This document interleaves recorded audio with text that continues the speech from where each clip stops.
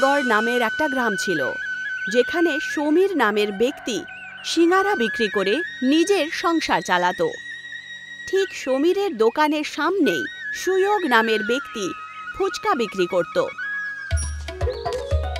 এই যে তোমার ফুচকা কেমন চলছে আজকাল? হ্যাঁ, আজকাল তো বেশি লোকজনকে দেখতে পাচ্ছি না তোমার দোকানে। হয়তো লোকজন আমার দোকান থেকে সিঙ্গারা খেতে খুব ব্যস্ত হয়ে গেছে। আরে ভাই সমীর, তোর দোকান তো আমার দোকানের সামনেই, আর লোকজন তো আমি তোর দোকানেও দেখতে পাই না। তাহলে ওরা গেল কোথায়? মনে হয় তোমার সিঙ্গারা খেয়ে ওদের পেট খারাপ হয়ে গেছে, তাই না? দুজনই নিজের নিজের রাস্তায় বেরিয়ে পড়ে। কিছুদিন কেটে যায়, আর শহর থেকে পুনম নামের মহিলা গ্রামে প্রবেশ করে। পুনমের গ্রামে আসার পর থেকে লোকেরা সুয়োগের ফুচকাও খাচ্ছিল না, আর সমীরের সিঙ্গারাও খাচ্ছিল না। একদিন দুজনই একে অপরকে দেখতে পায়। ভাই সুয়োগ, তোর ব্যবসা কেমন চলছে? আরে এখন আর কি বলবো সমীর, কেউ আর ফুচকা খেতে আসেই না এখানে। আরে হঠাৎ করে ব্যবসা যে এত কি করে নিচে নেমে গেল কিচ্ছু জানতে পারছি না। আরে এরকমই তো অবস্থা আমারও তাই হয়েছে সুয়োগ ভাই। আমি তো শুনলাম পুনম নামের কোন এক মহিলা এই গ্রামে এসেছে, আর ও কোনো নতুন খাবারের ব্যঞ্জন বিক্রি করা শুরু করেছে। চল তাহলে, চল গিয়ে একবার দেখেই আসি না। সমীর আর সুয়োগ দুজনই পুনমের দোকানে যায়, আর দেখতে পায় যে পুনম গোল একটা মিষ্টির মতো কিছু বিক্রি করছে। পুনম দেবী, গোল গোল খাবার জিনিস কি বিক্রি করছেন এটা আপনি? হ্যাঁ, একে মোমোস বলে। আমি এটা শহর থেকেই বানানো শিখেছি, আর যখন থেকে আমি এই দোকান খুলেছি সমস্ত গ্রামবাসীরা শুধু আমার কাছেই মোমোস খেতে আসে। এখন এই গ্রামে কেউ সিঙ্গারা বা ফুচকা খেতেই চাইছে না। তুমি এখন এই গ্রামে নতুন, এই মোমোর দোকানটা গ্রামে বন্ধ করে দাও তো। তোমার মোমোর জন্য আমাদের এখানে কেউ ফুচকা খেতে আসছে না, জানো তো? ঠিক কথাই বলছে, এই মোমোর জন্য তো আমার দোকানেও কেউ সিঙ্গারা খেতে আসে না এখন। আমি তো মোমো বিক্রি করা বন্ধ করব না। তোমরা দুজন যা করতে চাও করো, এখন যাও, আমাকে মোমো বিক্রি করতে দাও। অনেক আসলো আমাকে ধমকি দিতে। সমীর আর সুয়োগ ওখান থেকে চলে যায়, আর রাস্তায় দাঁড়িয়ে একে অপরকে বলে, আমার কাছে একটা উপায় রয়েছে, যেটা করলে আমরা এই পুনম দেবী শহর থেকে মোমো কি করে তৈরি করতে শিখে এসেছে, ঠিক সেইভাবেই আমরা দুজনও যদি শহর থেকে কিছু শিখে আসি। এই পুনমকে উচিত শিক্ষা দেওয়ার জন্য আমাদের দুজনকেই একসাথে থাকতেই হবে। কি বলো? হ্যাঁ, তোর সঙ্গে আমি আছি। সমীর আর সুয়োগ শহরের দিকে বেরিয়ে পড়ে। মাঝখানে তারা জঙ্গলের রাস্তা পায়। যখন তারা জঙ্গলের রাস্তা দিয়ে যাচ্ছিলই, তখন সমীরের পা পিছলে যায়, আর সে একটা গর্তে পড়ে যায়। আরে সমীর, কোথায় পড়লি রে তুই? হ্যাঁ, এই খালটা কোত্থেকে চলে এলো এখানে? নিশ্চয়ই কোনো শিকারী কোনো জন্তুর জন্য এই খালটা এখানে কেটে রেখেছে। তক্ষুনি সেই গর্তের মধ্যে থেকে সমীর সুয়োগকে আওয়াজ দেয়, সুয়োগ, নিচে চলে আয়, দেখ এখানে একটা অন্য জগৎ রয়েছে রে। সে দেখতে পায় যে গর্তের নিচে একটা আলাদাই পৃথিবী রয়েছে, যেখানে দূর দূর পর্যন্ত একটা অন্য রকমের আলুর ক্ষেত ছিল। দুজনই এই দৃশ্য দেখে আশ্চর্য হয়ে ওঠে। তক্ষুনি ওখানে একজন সাধু আসেন। তোমরা দুজন এখানে কি করছো খোকারা? আগে আমরা শহরের দিকে যাচ্ছিলাম, তখনই হঠাৎ করে আমি এই খালের মধ্যে পড়ে যাই। তখন আমি নিচে এলাম, দেখতে পেলাম যে এখানে অন্য একটা জগৎ রয়েছে দারুণ, আর দূর দূরান্ত পর্যন্ত আলুর চাষ করা রয়েছে। এগুলো কোনো সাধারণ আলু নয়, এই আলু ইচ্ছা পূরণ করে দেয়। যদি তাই হয় তাহলে একটা আলু খেতে আমাকেও দিন না। আমারও একটা ইচ্ছে রয়েছে, আমার ফুচকার ব্যবসা পুরো গ্রামে সব থেকে ভালো চলা উচিত। আর আমারও ইচ্ছে রয়েছে আমার সিঙ্গারের দোকান যেন সব থেকে গ্রামে ভালো চলে, ঠিক আছে? ওই মোমোওয়ালার থেকেও বেশি ভালো। কিন্তু তোমাদের দুজনের এই ইচ্ছে পূরণ করার জন্য আমি তো আলু তোমাদের দিতে পারি না। তোমাদের দুজনের ভেতরে একে অপরের প্রতি অনেক বেশি হিংসে রয়েছে। তোমাদের দুজনকে এই আলু তখনই দেব যখন তোমরা নিজেদের অহংকারগুলোকে শেষ করে দিয়ে একসঙ্গে থেকে ভালোভাবে কাজ করবে। দুজনই একে অপরকে দেখে আর একসাথে কাজ করার জন্য তৈরি হয়ে যায়।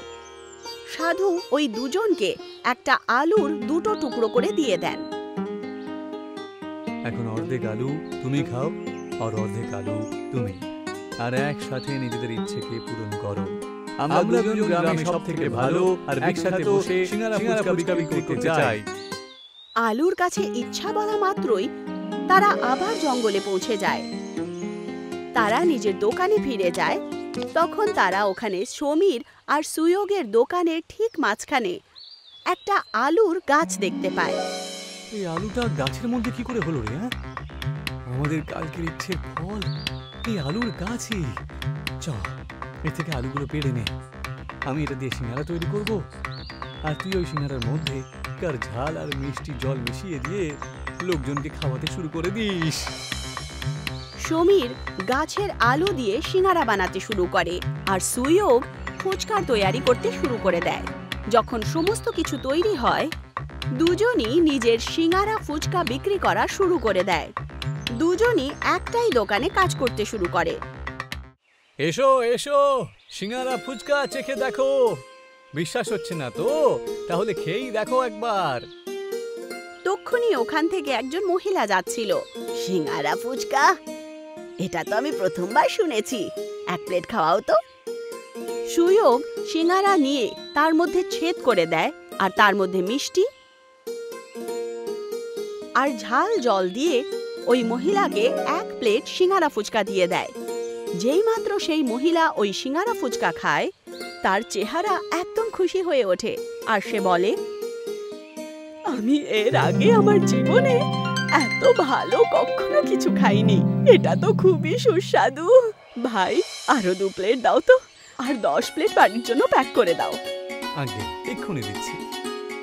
আস্তে আস্তে পুরো গ্রামে সমীর আর সুয়োগের ফুচকার কথাবার্তা চলে আর পুরো গ্রাম সিঙ্গারা ফুচকা খাওয়ার জন্য চলে আসে।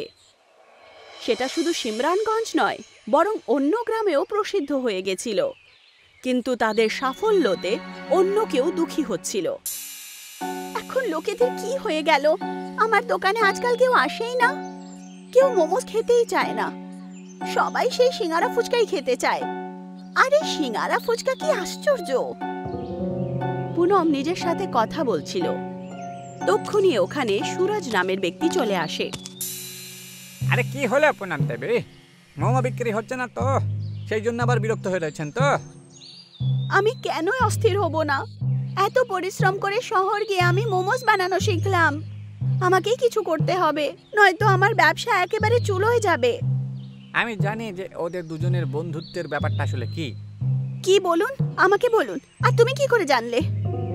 সব বলবো, একটু ধৈর্য ধরুন।